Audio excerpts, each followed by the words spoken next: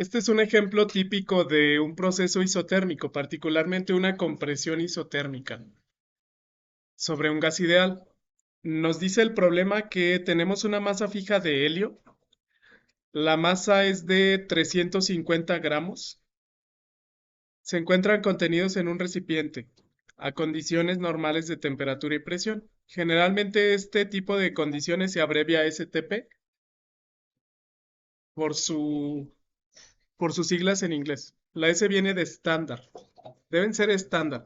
Siempre que les digan estándar significa que ocurren a 0 °C y una presión atmosférica. Entonces, esos datos estarían fijos. 0 °C y presión de una atmósfera. Si este gas se comprime hasta alcanzar una tercera parte de su volumen inicial, hay que determinar el calor transferido, el trabajo realizado sobre el gas, el cambio de energía interna, el cambio de entalpía, si se experimenta una compresión isotérmica. Entonces yo conozco solamente presión inicial, temperatura inicial. Como esto es isotérmico, la temperatura final debe ser igual a la inicial, ¿no? Sin embargo, la presión 2 y el volumen 2 van a ser diferentes. Solo se mantiene temperatura constante, pero cambia la presión del gas y cambia el volumen del gas. El volumen inicial no lo conozco. Realmente no sería necesario calcularlo. Lo único que yo sé que esto es 3 veces el volumen molar inicial. Una tercera parte, ¿no? Porque es una compresión. Volumen 12 es una tercera parte del volumen 1. Aquí está. Ahora, no es necesario calcularlo, sin embargo, si ustedes quisieran calcular el volumen inicial, podrían calcularlo utilizando volumen molar inicial igual a RT dividido entre presión, que ya lo habíamos realizado, ¿no? De hecho, esto es la ley de Avogadro, que si ustedes lo calcularan así, el volumen 1 les daría 22.414 litros. Esta es la ley de Avogadro. Un mol de cualquier gas ideal a condiciones estándar de temperatura y presión siempre ocupa este volumen. Sin embargo, les voy a resolver el problema sin usar el volumen, sin usar el dato numérico, porque yo puedo relacionar B1 con B2. Entonces vamos a hacer el cálculo. Vamos a empezar por la parte fácil. Como este proceso es isotérmico, delta T es 0. T1 es igual a T2, ¿no? Y esto sería 0 °C. Esto también. No olviden que también hay que trabajar en Kelvin. Siempre las ecuaciones de gases ideales requieren convertir la temperatura a valores absolutos. Yo conozco la presión inicial, la presión final no. Ahora, como delta T vale 0, voy a empezar por energía interna. El cambio de energía interna se calcula como número de moles del gas por el Cv del gas por el delta T. Delta H se calcula igual como número de moles por Cp del gas por delta T. Tan solo porque delta T vale 0, delta U y delta H valdrán 0. Cambio de energía interna y cambio de entalpía en un proceso isotérmico vale 0. Si fuese otro caso y si tengo cambio de temperatura, sí me interesaría el valor de Cb y Cp, ¿no? Que para este caso, al ser un gas ideal monoatómico, esto es helio. Cb habíamos comentado que se puede calcular como 5 medios. Esto es monoatómico. 3 medios de R. Y Cp como 5 medios de la constante universal de los gases. Porque es monoatómico. Sin embargo, en este caso no es necesario calcularlos porque el cálculo me va a dar 0, ¿no? Entonces delta U y delta H directamente es 0 porque no hay cambio de temperatura, no hay cambio de energía en las moléculas de este gas después de la compresión, por lo que estos valores no cambian. Estas funciones de estado solo dependen de temperatura. Vamos a hacer el cálculo ahora de calor y trabajo. Para calor y trabajo ya habíamos desarrollado la ecuación, ¿no? Simplemente el calor transferido es igual a menos el trabajo porque el cambio de energía interna es cero. Entonces yo puedo aplicar para el cálculo de calor RT, logaritmo natural del cociente de volúmenes, o RT, logaritmo natural del cociente de presiones. No sé la presión final, sin embargo no la necesito. Puedo calcular el cociente de volúmenes. Vamos a hacerlo así. Para el cálculo del calor transferido,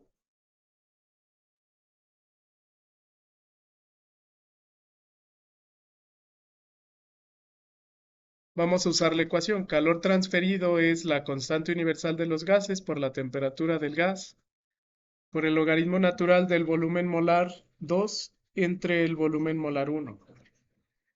Ahora, al inicio les dice el problema que tienen un volumen molar 1 y al final después de comprimir, el volumen final es el mismo volumen molar 1 entre 3, una tercera parte.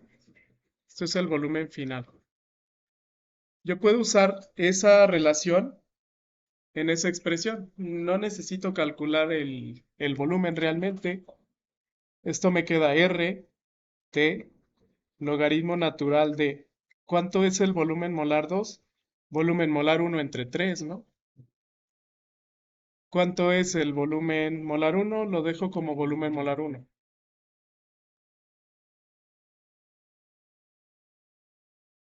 Ahí observen que algebraicamente puedo cancelar volumen molar del gas y me queda solamente RT, logaritmo natural de un tercio. Qué bien, si ustedes aplican leyes de los logaritmos, esto numéricamente es igual a RT, logaritmo natural negativo de 3, que es una propiedad de un logaritmo, ¿no? Cuando ustedes tienen logaritmo natural de un cociente, es válido invertir el cociente y cambiarle el signo al logaritmo. Esto es una propiedad de los logaritmos.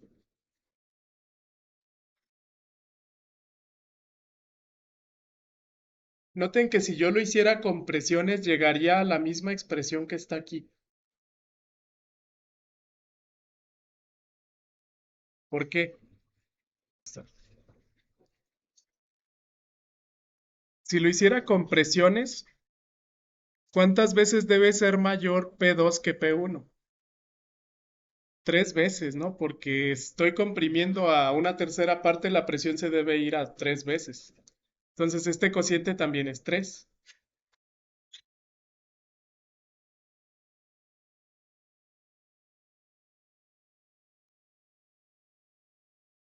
P2 entre B1. Sí. Sí, aquí nos faltaría el signo menos, ¿no? Al invertir P1 entre P2. Entonces, independientemente de que lo haga con volúmenes o lo haga con presiones, voy a llegar a la misma expresión. Simplemente hay que sustituir. Esto me quedaría por unidad de mol. Esto es calor transferido por cada mol del gas. Entonces vamos a usar la constante universal de los gases. 8.314 en el sistema internacional. Joules por mol Kelvin. Que multiplica la temperatura a la cual se lleva a cabo esta compresión isotérmica, 0 grados centígrados, pero convertido a Kelvin aquí se debe sustituir como 273.15 por el logaritmo natural de 3. Eso me quedaría en unidades de joules dividido por mol, que sería una cantidad de calor por cada mol de gas. Pero si lo quiero como una cantidad global, lo multiplico por el número de moles del gas. La operación sería entonces este número menos 2494.91. No olviden las unidades, estos son joules por cada mol. Por cada mol de gas que se comprime, esta cantidad de calor se libera. Como es negativo, esto se libera, ¿no? Si hacen el análisis de unidades, Kelvin se va con Kelvin, logaritmo es adimensional y me queda joule por mol. Si quieren, la cantidad de calor total, me refiero a total como propiedad extensiva, ¿no? Porque no tengo un mol de gas. Hay que multiplicar el número de moles por ese dato. ¿Cuántos moles tengo de helio? No lo tengo en moles, pero lo tengo en masa. 350 gramos entre el peso molecular de helio me daría el número de moles de helio. El peso molecular del helio debe rondar 2, es 4. Vamos a usar este peso atómico de helio, 4.002 unidades de masa atómica. Un mol de helio tiene esta masa, 4 gramos. Lo voy a redondear a 4.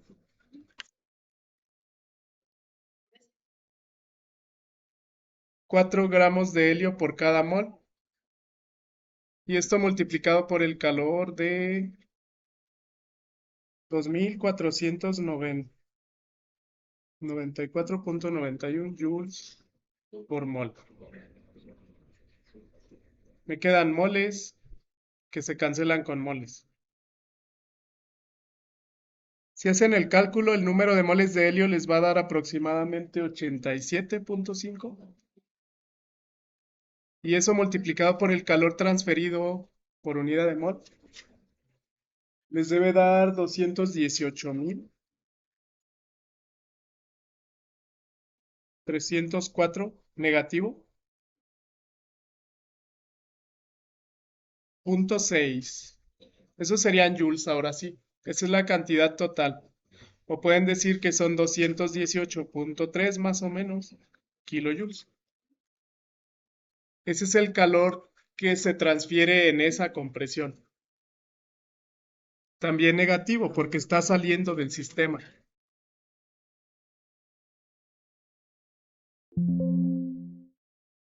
Y les decía que en un proceso isotérmico, numéricamente, el trabajo tiene este mismo valor pero de signo opuesto.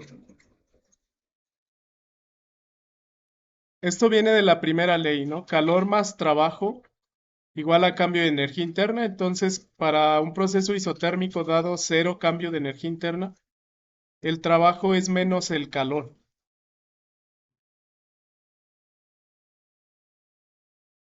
Entonces, el mismo valor que obtuvimos lo podemos considerar positivo y eso sería trabajo. 218.3 kilojoules.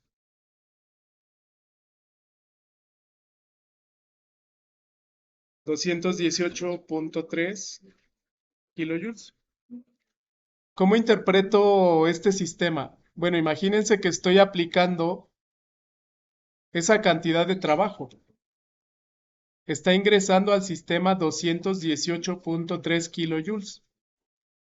Este es un cambio de energía. De hecho, la primera ley explica cómo este trabajo se va a convertir en otro tipo de energía. Cuando el gas recibe esa cantidad de energía, estamos acotando a que aquí no exista cambio de temperatura, por lo que no va a verse transferida esta cantidad de energía a las moléculas. Lo que sucede es que se comprime, pero después de esto, la energía tiene que ir a algún lado, se repele fuera del sistema. El calor cedido es 218.3 kilojoules. Esta energía no se almacenó en el sistema. La única forma en la que se podría almacenar es en forma de energía interna. Y en ese caso sí habría cambio de temperatura, pero aquí no hay cambio de temperatura, por lo que esta misma cantidad de energía se repele del sistema. Eso es lo que sucede realmente. Esto para la presión, ¿no? Yo tendría una presión de 1 atmósfera inicial, un volumen inicial que comentamos debe ser 22.4 litros. Luego el volumen se va a un tercio y la presión se va al triple. En este caso, sí se iría 3 atmósferas. Y el volumen sería una tercera parte de 22.4, como 7 punto y tantos litros. Esa sería la solución de un proceso isotérmico de compresión.